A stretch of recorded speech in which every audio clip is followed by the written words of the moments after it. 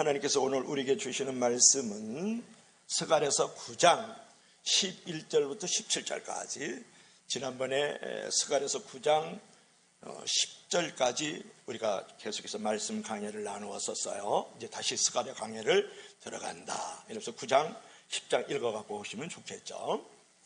자, 스가랴서 9장 11절부터 17절까지 우리 교도하도록 하겠습니다. 제가 먼저 11절 읽어드립니다. 또 너로 말할진대 내 언약의 피로 말미암아 내가 갇힌 자들을 물 없는 구덩이에서 놓았나니.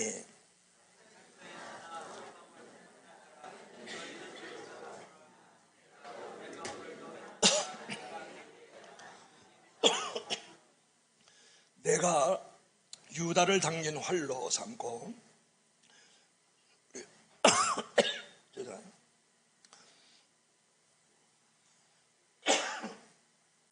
에브라함을 끼운 화살로 삼았으니 시온아, 내가 내 자식들을 일으켜 헬라 자식들을 치게 하며 너를 용사의 칼과 같게 하리라.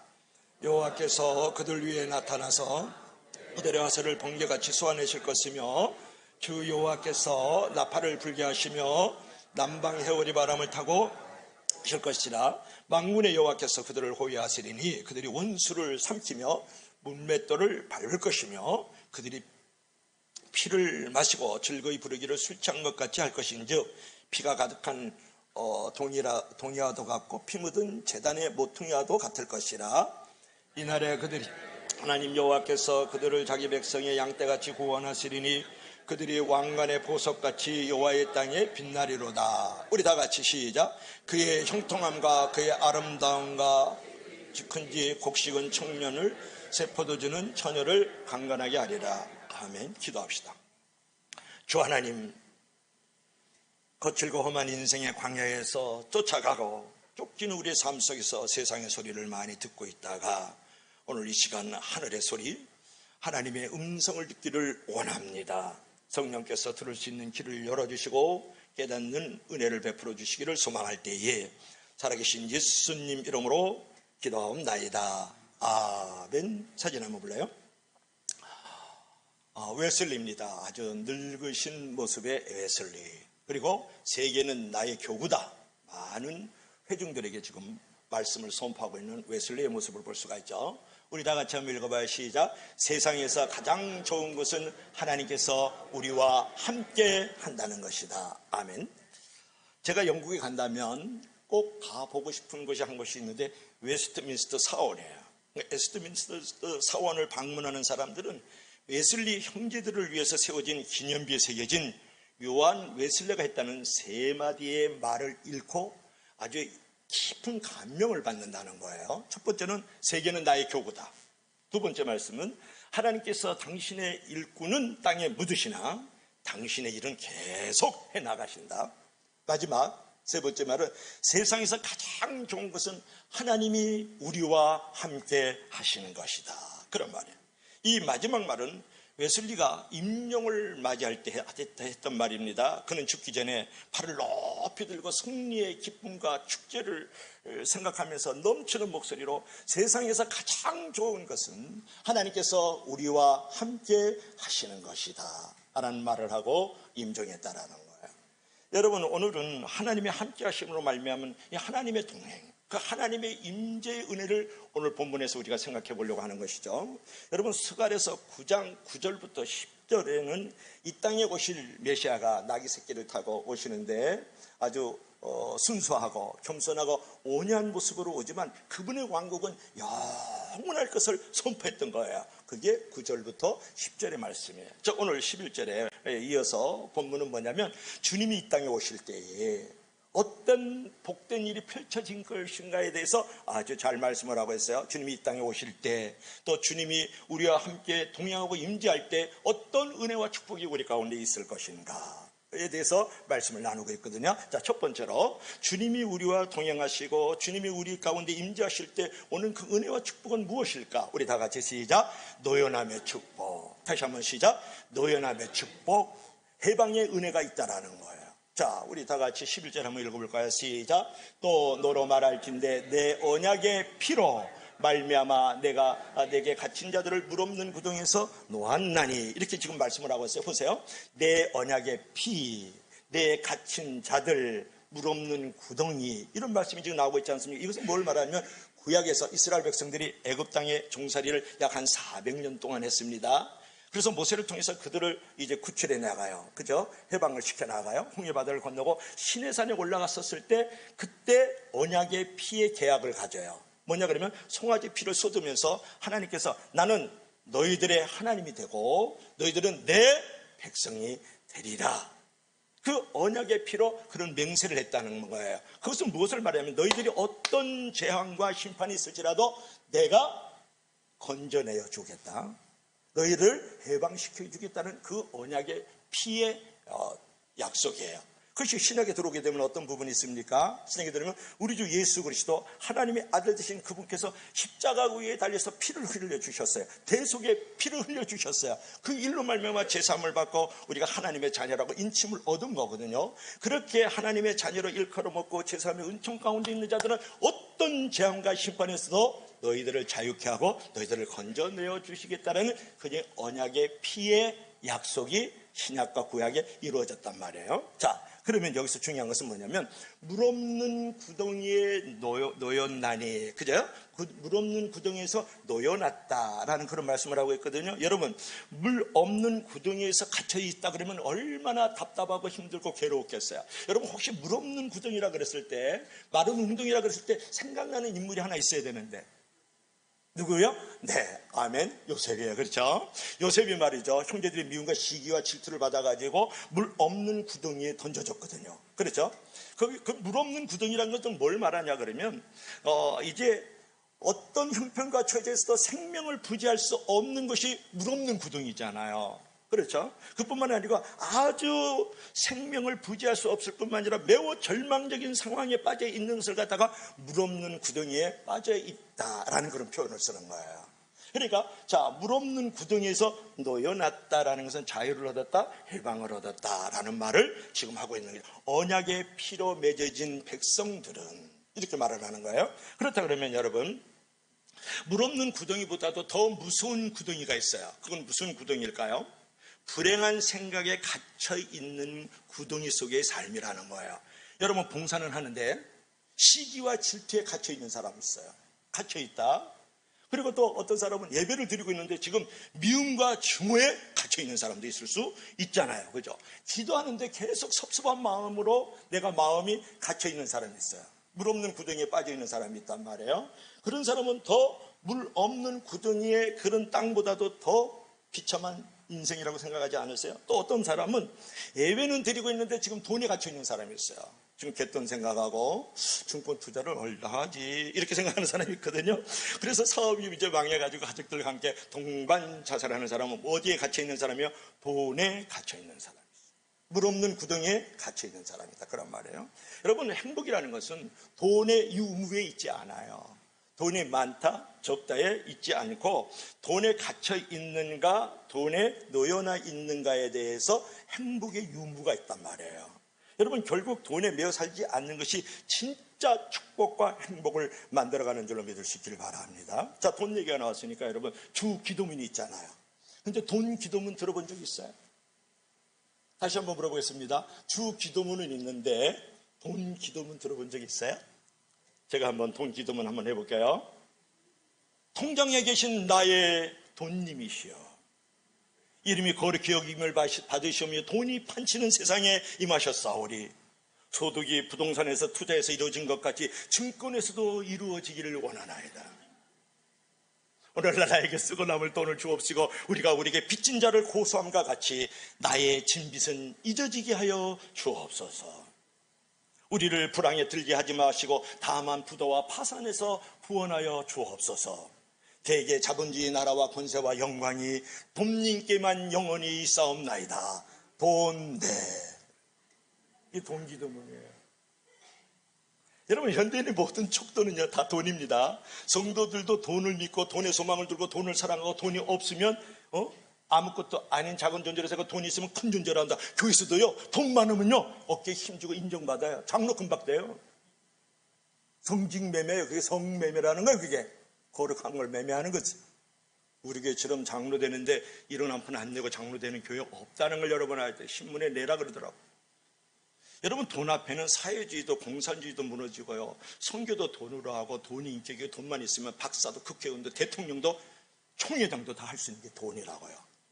여러분 돈에 매여 있으면 불행한 존재가 되지만 돈의 주인이 되면 행복한 존재가 된다. 우리 다 같이 읽어봐요. 시작. 돈의 노예가 되지 말고 돈을 다스리는 주인이 되라. 진짜 축복이다. 돈과 재물에 관해서 지금 설교하는 게 아니에요. 돈에 갇혀있지 말라는 거, 돈이 있는 그 마른 웅덩이에 빠지지 말라. 이제 그런 말을 여러분에게 드리고 싶은 거예요. 여러분 알고 나면 남이 나를 불행하는 것이 절대 아니에요.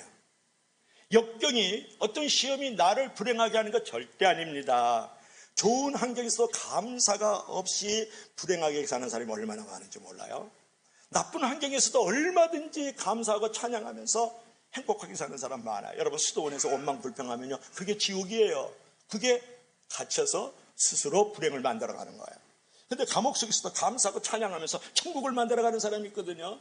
그는 감옥에서 자유로운 인간이에요. 놓여놨다 그런 말이에요. 여러분 어떤 삶을 살아갑니까? 사람들에게 정말 무서운 것은 물 없는 구덩이가 아니라는 거예요. 불행한 마음과 생각의 구덩이에 빠지지 않는 것이 중요하다. 그런 어떤 마른 웅덩이에서 힘써 탈출해야 되고 그런 갇힌 자에서 속히 우리가 자유함을 얻고 벗어날 줄 알아야 된다는 거예요. 근데 중요한 거는 내가 벗어나기를 원해요. 그런 웅덩이에서 내가 빠져나가기를 원하는 거거든요. 그런데 어떻게 해야 되죠? 이게 이제 숙제잖아요. 과제잖아요. 주님의 구원에는 온갖 불행의 끈도 끊어버리는 역사가 포함되어 있거든요. 우리의 영혼만 구원하시는 주 하나님이 아니세요.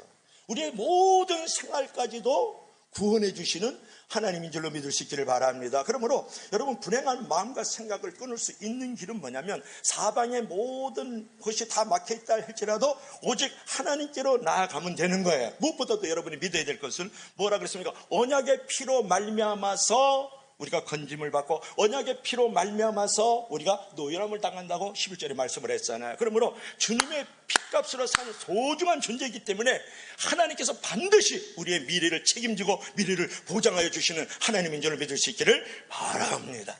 그 믿음을 가지고 나면 우리의 모든 갇힌 자에서 노연함을 당하고 마른 웅덩이 같은 이제 건조한 인생에서 우리가 해방을 맞이할 수 있다. 이렇게 말씀해 주시는 거예요. 자, 두 번째로는 우리 다 같이 우리가 하나님의 임재와 하나님의 그 동행이 있을 때 우리에게 찾아오는 놀라운 그 은혜와 축복은 무엇일까요? 우리 다 같이 시작. 갚아주시는 축복. 뭐라고요? 갚아주시는 축복이 있어요. 하나님이 우리와 동행하시고 그분의 임재 가운데 우리가 머물러 있을 때 우리에게 찾아오는 축복은 뭐냐면 보상의 축복이고 신원의 축복이다. 이제 그런 부분이거든요. 자, 보면 12절 한번 읽어볼까요? 우리 다 같이 시작. 갇혀있으나 소망을 품은 자들아 너희는 요새로 돌아올지니라. 내가 오늘도 이르노라. 내가 내게 갑절이나 갚을 것입니다. 뭐라 그랬어요? 우리가 하나님의 임재가 우리 가운데 있고 하나님과 우리가 동행을 하면 어떤 축복이 있냐 그러면 갚아주시는 축복이 있다라는 말씀을 하는, 그것도 갑절이나 갚아준다고 성경은 말씀하고 있잖아요. 여러분 주님이 이 땅에 오시면 주님이 우리와 동행을 하시면 우리의 모든 원한을 갚아주시는 거예요. 원과 한을 갚아주신단 말이에요. 그래서 성도의 흐르는 눈물을 닦아주시고 성도의 눈물을 흘리게 한 자에 대해서 대가를 치르도록 만들어버리는 거예요. 여러분 그러므로 어떤 이유라도 여러분 원한 맺혀 살면 안 돼요. 어떤 이유라도 그 원수를 내가 처리하려고 그러면 안 된단 말이에요. 여러분 관계적으로 또 금전적으로 내가 손해를 보았을 때 원한이 생길 수 있죠. 그런 어떤 원수를 맺히게 하는 그런 사람들이 있을 수 있잖아요. 그런데 그런 손해를 본 것에 대해서 그런 원한을 입은 것에 대해서 거기에 갇혀있고 거기에 내가 빠져있고 그 속에 내가 포로가 되어 있으면 내가 두 번 죽는 거야. 관계적으로 금전적으로 내가 손해를 봤다. 원한을 내가 입게 되었다. 이렇게 생각했을 때 거기에 내가 갇혀있거나 포로가 되거나 거기에 이제 눌려있으면 두 번 죽는 거죠. 그렇지 않아요? 어떤 폭행을 당했다, 뭐 폭언을 당했다, 무시를 했다, 거절했다, 횡령을 당했다, 도둑질을 당했다. 그런 또 원한스러운 상황들이 벌어졌을 때에 우리가 어떻게 해야 되느냐가 매우 중요한 거예요. 요즘에 우리 교사들이 계속해서 죽어나가는 상황을 보면서 정말 나는 정치에 대해서 잘 모르는 목사지만 너무 안타까운 거예요. 20만 명, 30만 명이 국회 앞에서 떼창을 부르면서 우리의 교권을 회복해달라고 그러는 거예요. 선생님이 6학년 학생 보고 너 명찰을 안 가져왔으니까 명찰을 달라 그랬더니 6학년 학생이 갑질을 하고 욕을 하고 대들고 머리를 박고 말이죠. 부모는 또 그걸 갖다가 아동학대라 그래가지고 또 전화를 하고 찾아와서 애들 앞에서 폭언하고 폭행을 하고 말이죠. 우리 교사들이 지금 갈 데가 없어요.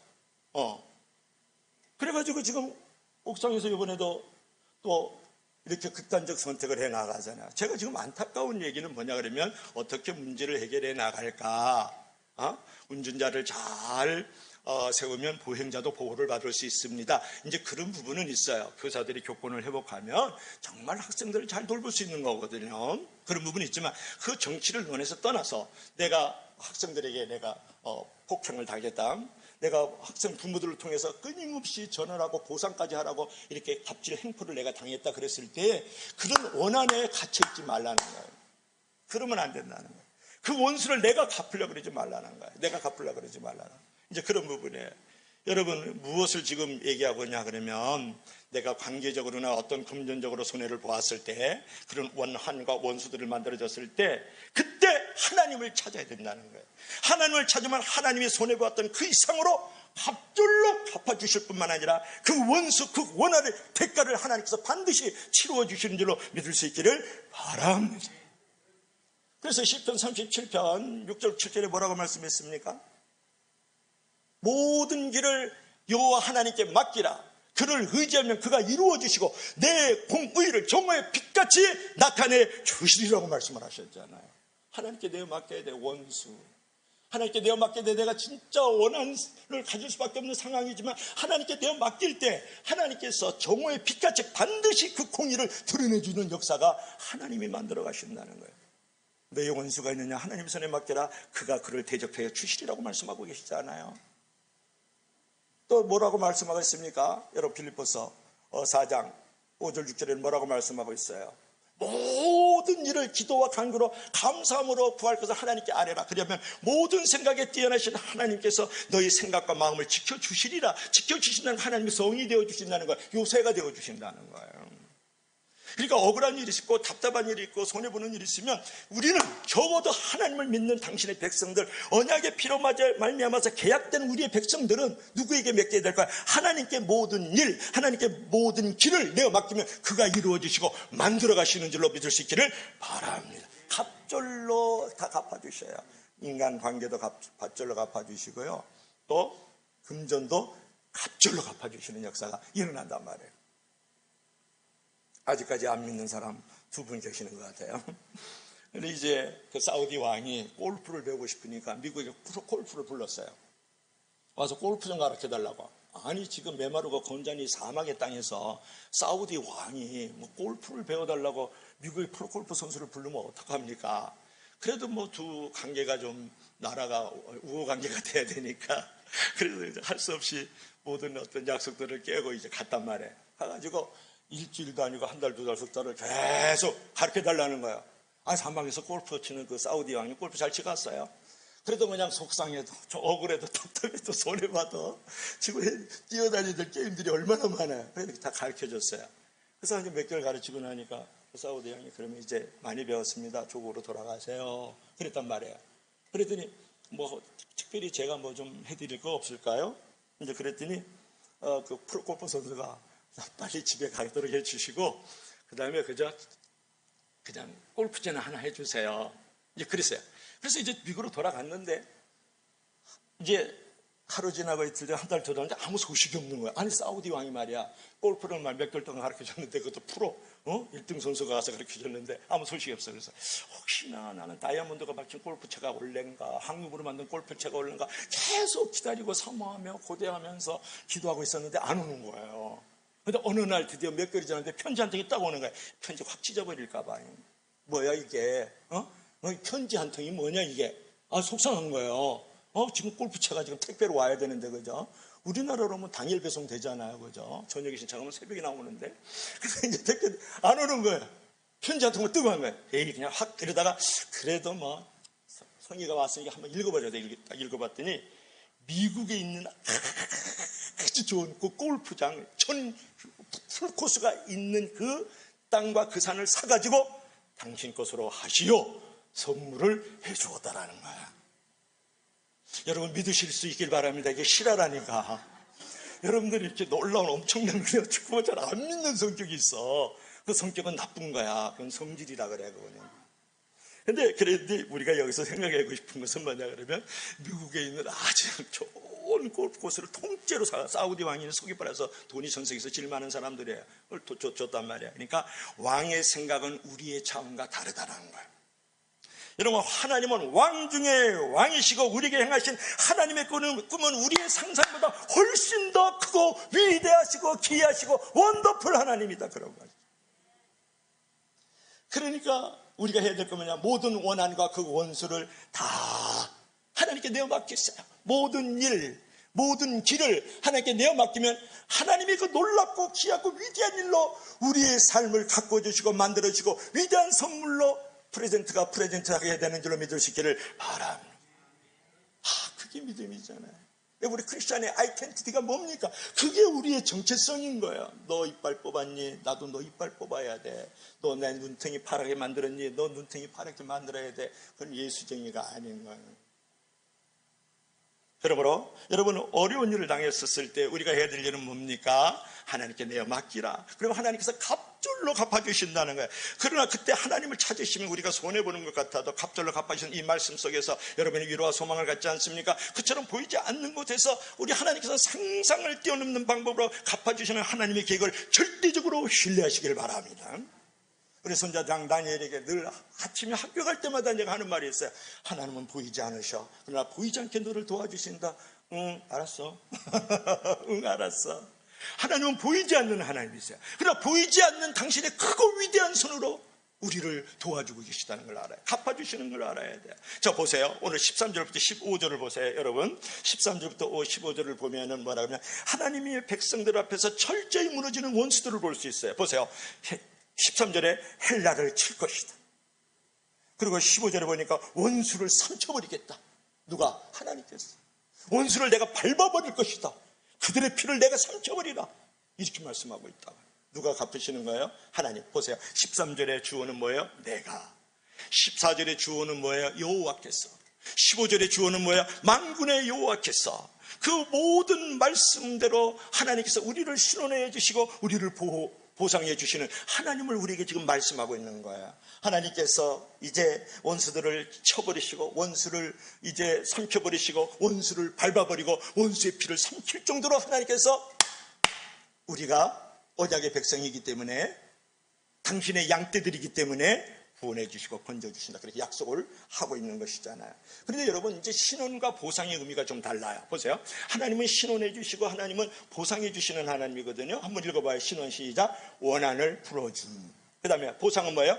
헌신을 갚아주심. 여러분, 신원과 보상은 다른데 신원이라는 것은 뭐냐면 내가 가지고 있는 그 원한을 하나님께서 풀어줘서 마음을 시원케 해가지고 육회, 통쾌, 상쾌, 쓰리쾌를 만들어 가시는 거예요. 하나님은 신원해 주시는 분이에요. 신원하시는 하나님.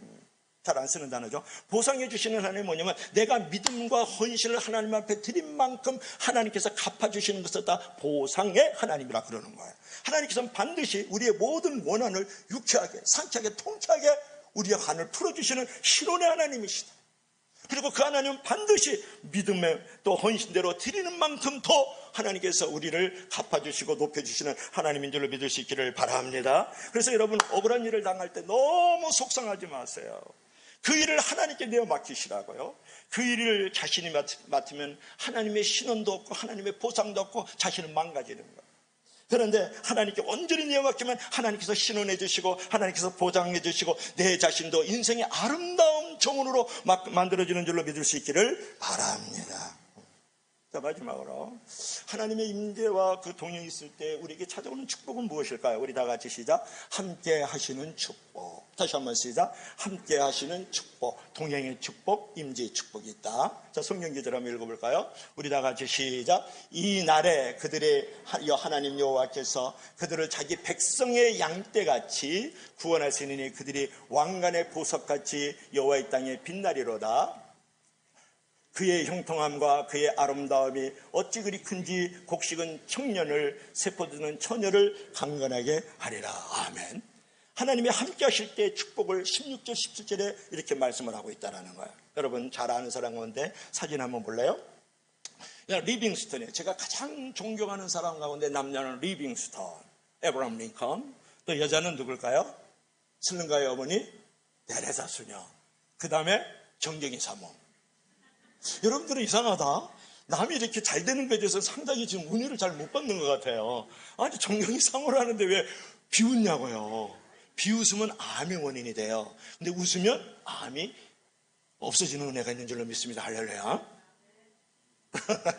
아멘은 자는 영원히 빛날지어다. 리빙스턴인데, 이제 리빙스턴이 1896년 가을 영국 글래스고 대학 강당에서 56년 만에 아프리카를 떠나 긴 세월을 탐험과 헌신과 선교 생활을 했던 83세의 노구를 끌고 이 학생들에게 강연을 하고 있는 거예요.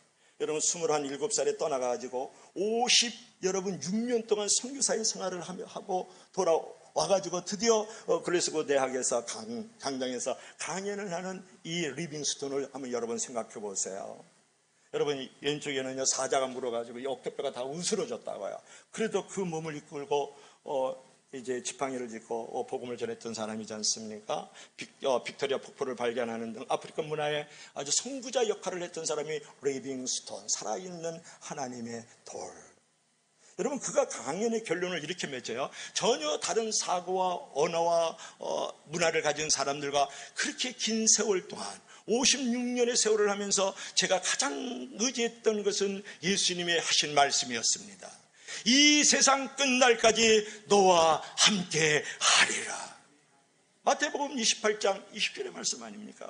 볼지어다 세상 끝날까지 너희와 함께하는 이 말씀을 듣고 그 타종족들, 타사고, 타언어, 타문화, 타종족과 더불어서 내가 56년 동안 아프리카 밀림의 그 어둠의 땅에서 무지의 상황에서 내가 살아왔습니다. 이렇게 고백을 하는 거예요. 함께하며 축복인 거예요.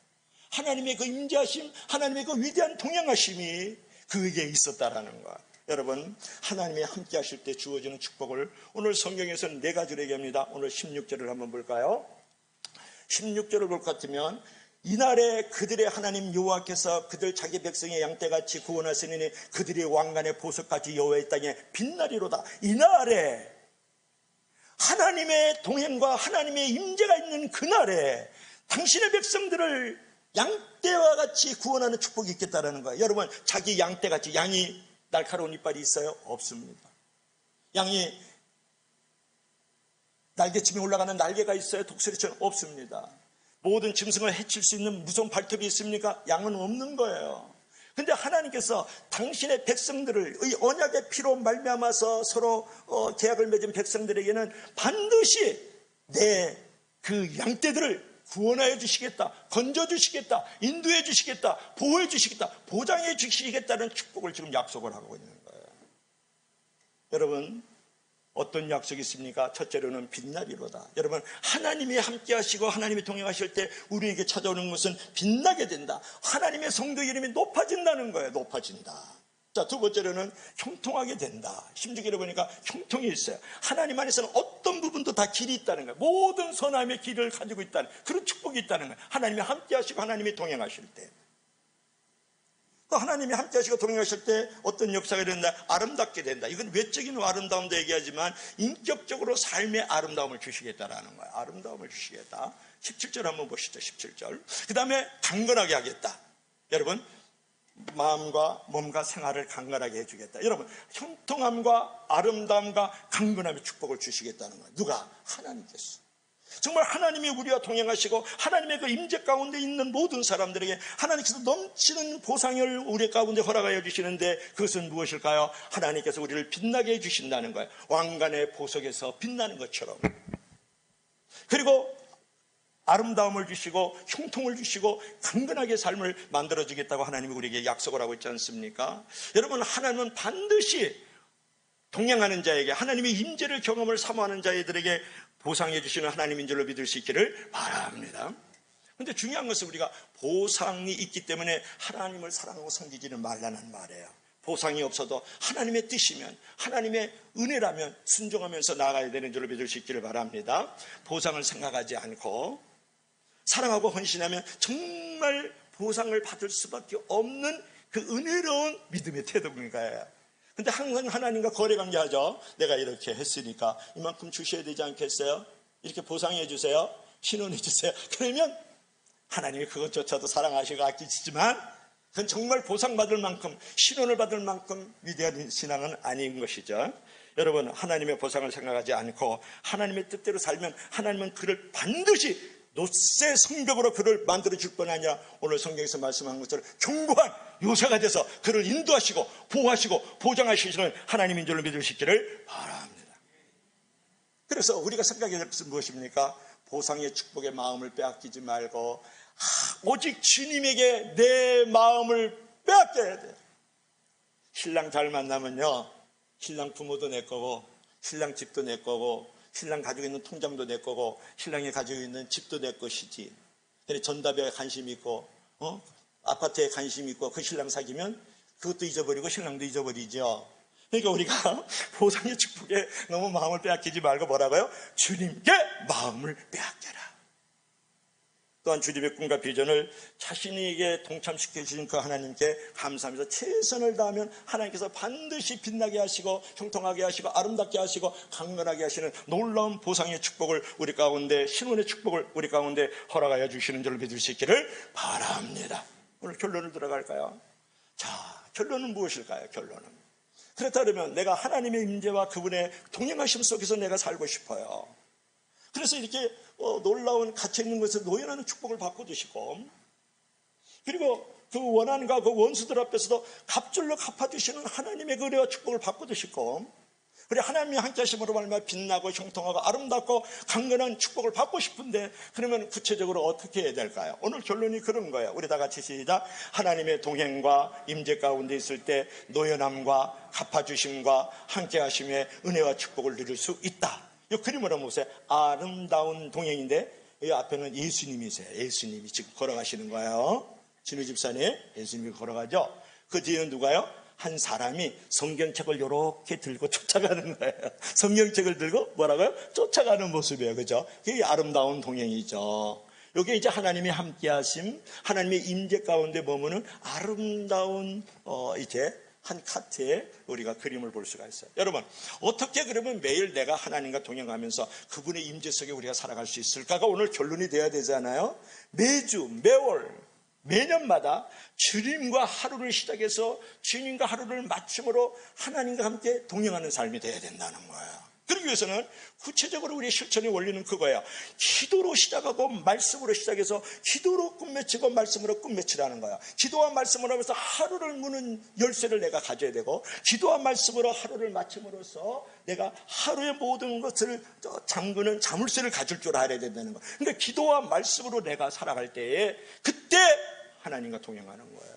그때 하나님의 임재를 충분히 경험할 수 있는 거죠. 그래서 하나님의 동행과 하나님의 임재가 있을 때 노연함이 있고 갚아주심이 있고 함께 하시면 은혜와 축복을 경험할 수 있는 줄로 믿을 수 있기를 바랍니다.